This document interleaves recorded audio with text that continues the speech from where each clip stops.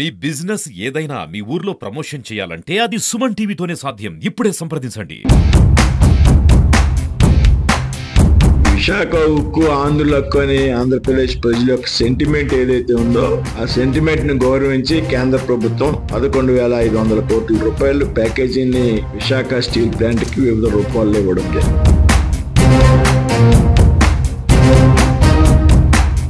ఇంకా దాన్ని ప్రైవేట్ పరం చేస్తాం అనేటువంటి ఏదైతే ప్రచారం ఉన్నదో ఆ ప్రచారంలో వాస్తవం లేదనేటువంటి విషయం యథార్థం.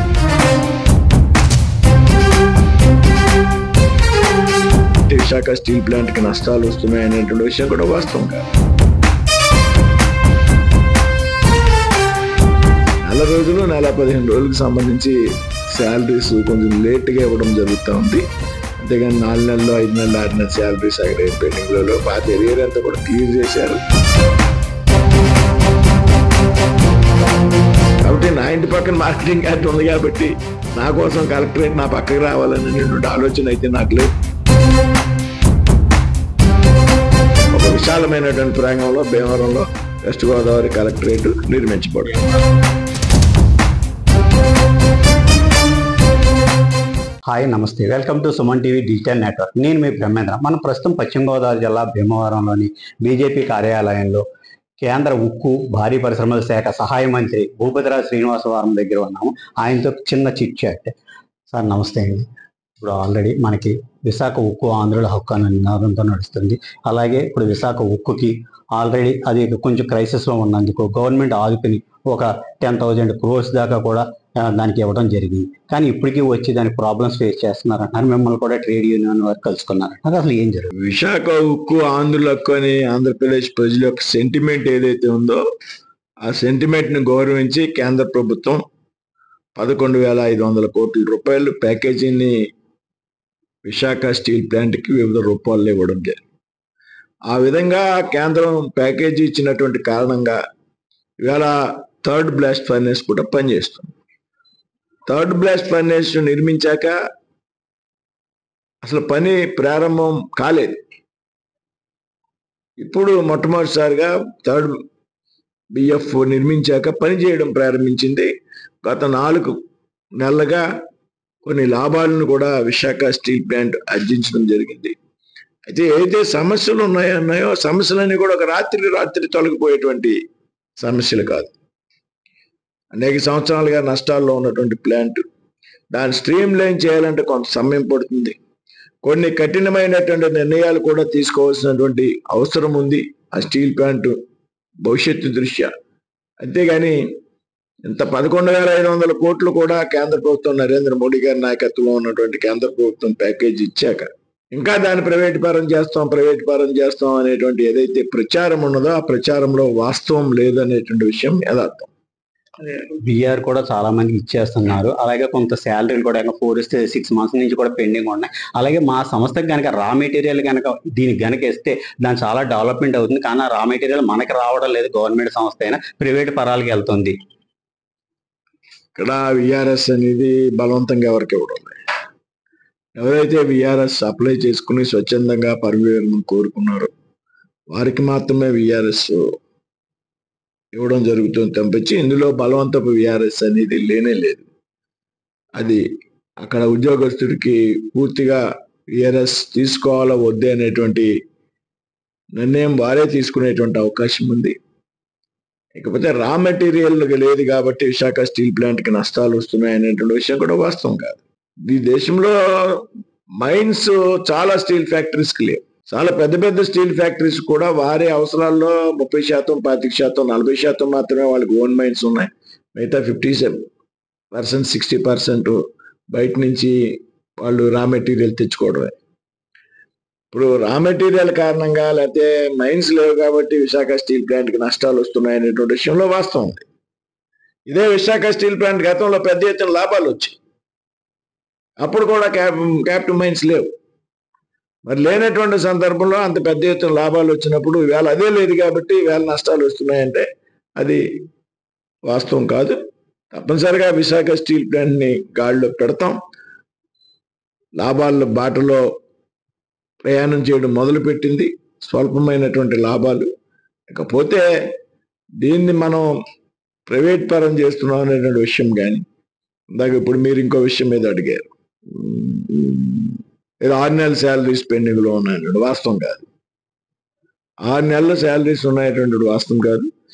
అక్కడ ఉన్నటువంటి ఎంప్లాయీస్ మాట్లాడట్లేదు మాకు 6 నెలల శాలరీ కావాలని. మధ్యలో కొంత మీడియా సృష్టి, నెల రోజులు, నెల 15 రోజులకు సంబంధించి శాలరీస్ కొంచెం లేట్గా ఇవ్వడం జరుగుతూ ఉంది. అంతేగాని 4 నెలలు, 5 నెలలు, 6 నెలల శాలరీస్ అక్కడ ఏం పెండింగ్లో పాత ఎరియర్ అంతా కూడా క్లియర్ చేశారు. కొన్ని ఇబ్బందులు ఉన్నాయి కార్మికులకి, వాటిని కూడా ఏ విధంగా అధిగమించాలనేటువంటి విషయం మీద ఆలోచన చేస్తాం.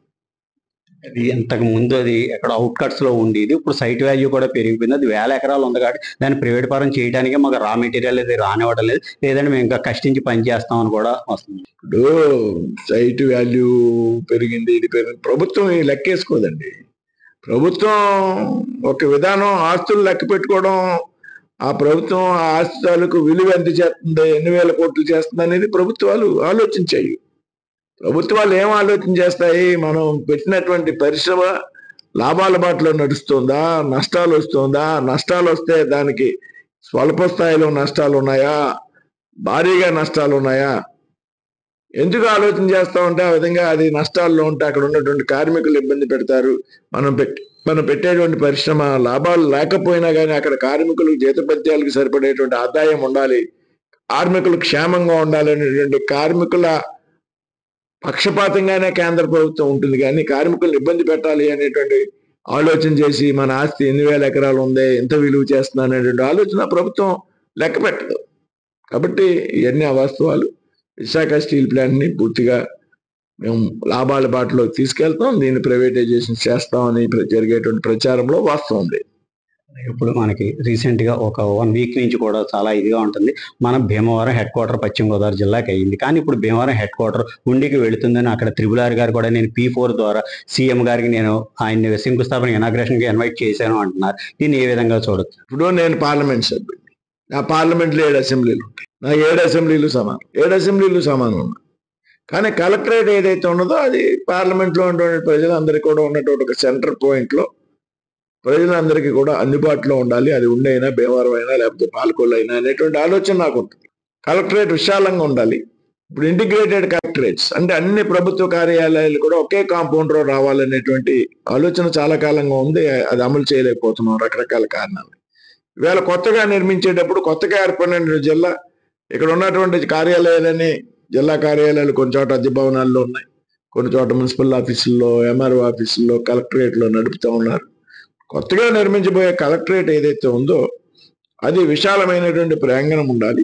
అన్ని ప్రభుత్వ కార్యాలయాలు కూడా ఒకే ప్రాంగణంలో రావాలి. ప్రజలకి సౌకర్యవంతంగా ఉండే విధంగానే నేను ఆలోచన చేస్తాను. నేను ఏం చేయాలి, ఎక్కడ ఉండాలి అనేటువంటి విషయం మీద నేను పెద్దగా అది మీడియాతో మాట్లాడదలుచుకోలే, అవసరం కూడా లేదు. ఇందులో నాకు పబ్లిసిటీ కూడా అవసరం లేదు. ఈ మధ్యకాలంలో నేను ప్రజలకు అందుబాటులో ఉండే విధంగా ఎక్కడైతే బాగుంది అనేటువంటి విషయం నేను రాష్ట్ర ముఖ్యమంత్రి గారితో మాట్లాడి నా అభిప్రాయం చెప్తాను. మార్కెట్ యార్డ్ మీ దగ్గరే ఉంది, మీ ఓన్ హౌస్ పక్కనే ఉంది, దానికి ఈయన కూడా సపోర్ట్ చేయకుండా అలా వదిలేయడం అన్నది, అంటే సైలెంట్ గా ఉండడం అన్నది ఎంతవరకు నిన్న రౌండ్ టేబుల్ సమావేశాలు వీటిలో కూడా జరుగుతుంది. అంటే రౌండ్ టేబుల్ సమావేశంలో వరం గారి ఇల్లు పక్కన ఉంది కాబట్టి కలెక్టరేట్ అక్కడ పెట్టాలని అనుకుంటే అది నాకు అటువంటి ఆలోచన ఉంది. అలా కాదు సార్, ఆల్రెడీ మార్కెట్ యార్డ్ కి అప్రూవల్ అయిపోయి కూడా ఉంది. రేపు అంటే 2026 కి మార్చి వరకు కూడా దానికి శాంక్షన్ ఆర్డర్స్ మనకు ఉన్నాయి, కానీ దాన్ని వీళ్ళు ఉపయోగించుకోవడం లేదు అని అంటున్నారు. ఇప్పుడు మార్కెట్ యార్డ్ లో క్యాన్సిల్ అవ్వలేదు కదా, అవ్వలేదు. ఏం ప్రభుత్వం ఆలోచన చేస్తుంది? నేను నా ఇంటి పక్క నుంచి వెళ్ళేటంటే 10 అడుగుల దూరంలో వెళ్ళేటంటే హైవేనే మార్చేసా, వేరే అలైన్మెంట్ తీసుకున్నా. ఎందుకంటే ఇక్కడ కోర్టు కేసులు ఉన్నాయి, తెమిలి పరిస్థితి కనపట్లే. 12-13 సంవత్సరాల నుంచి పెండింగ్ ఉంది. మన బతికుండగా హైవే చూస్తామా లేదా, పని పూర్తి అవుతుందో ఆ అలైన్మెంట్కి వెళ్ళాను. కాబట్టి నా ఇంటి పక్కన మార్కెటింగ్ యార్డ్ ఉంది కాబట్టి నా కోసం కలెక్టరేట్ నా పక్కకి రావాలనేటువంటి ఆలోచన అయితే నాకు లేదు. నేను అదే చెప్తున్నా, ప్రజలకు ఎక్కడైనా మీకు ఉందని అంటలేదు సార్, వారు అక్కడ ఆల్రెడీ అప్రూవల్ అయ్యింది కదా, దాన్ని కూడా ఈయన పట్టించుకుంటే బాగుంటుంది, ప్రజలకు ఇప్పుడు అందుబాటులో ఉన్నది, శాంక్షన్ చేసిందని ఎందువల్ల మారుస్తున్నారు? నేను పట్టించుకోవడం లేదని వాళ్ళు అనుకుంటే ఎలా? అంటే పట్టించుకోవడం అంటే ఏంటి? కొంచెం సైలెంట్ గా ఉండకుండా సైలెంట్ గా ఉంటే పని చేస్తాను, నాకు అలవాటు అది. ఇప్పుడు పట్టించుకోవడం అంటే రోజు ప్రెస్ మీట్లు పెట్టి, సోషల్ మీడియాలో పెట్టి, లేకపోతే వాదులు ఆడుకుని, ఇది కాదు. నేను చేయవలసింది నాకు పూర్తిగా నాకు ప్రచారం లేకుండా నాకు చేయడం, పని చేయడం అలవాటు. హైవే కూడా నేను ఎక్కడ చెప్పుకోలేదే, హైవే కూడా అలైన్మెంట్ పూర్తి చేసి నేను రాత్రులు తిరిగి అర్ధరాత్రులు రాత్రి 12ంటికి వెళ్ళి ఆఫీసర్లు కూడా పెట్టుకుని, ఇవాళ కూడా మిడ్ నైట్ ఆఫీసర్స్తో మీటింగ్ ఉంది. ఫీల్డ్లో తిరిగి రాత్రి 12ంటికి తెల్లారుజాము 4 వరకు ఎవరికి కనపడకుండా అలైన్మెంట్ చేసి అనౌన్స్మెంట్ అయ్యే వరకు కూడా ఎవరికి తెలియకుండా నేను పనిచేశాను.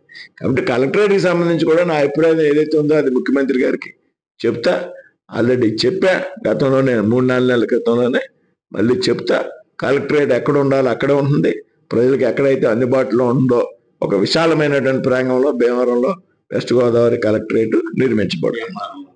భీమవరం అంటాను అంటే భీమవరంలో అంటే మీకు నేను చెప్తున్నాను కదా, ఇప్పుడు మార్కెటింగ్ యార్డ్కి 10 అడుగుల దూరంలో కోడవిల్లి ఎంట్రీ. మీకు అర్థమైంది? అది కరెక్ట్ కాదు. ఇప్పుడు వేళ టౌన్ అవుట్కట్స్లోకి వెళ్ళాలి కొన్ని సందర్భాల్లో. కాబట్టి భీమవరంలో ఒక విశాలమైనటువంటి ప్రాంగణంలో కలెక్టరేట్ ఏర్పాటు చేయాలనేటువంటిది నా ఆలోచన. ఇది కేంద్ర ఉక్కు భారీ పరిశ్రమల శాఖ మంత్రి భూపతిరాజు శ్రీనివాసరావు గారు ప్రజల హక్కుగా ఉన్న విశాఖ ఉక్కు ఎట్టి పరిస్థితులను ప్రైవేట్ పరం కాదని, అది గవర్నమెంట్ తరపునే మేము అన్ని విధాలా కూడా అలా అక్కడ ఉన్న ఉద్యోగులందరికీ కూడా సహకారం అందిస్తున్నామని, అలాగే భీమవరంలోనే కలెక్టరేట్ కూడా ఉంటుందని ఆశాభావం వ్యక్తం చేస్తున్నామని తెలియజేస్తున్నారు. కెమెరామెన్ బాబీతో Brahmendra, Suman TV. Please subscribe Suman TV.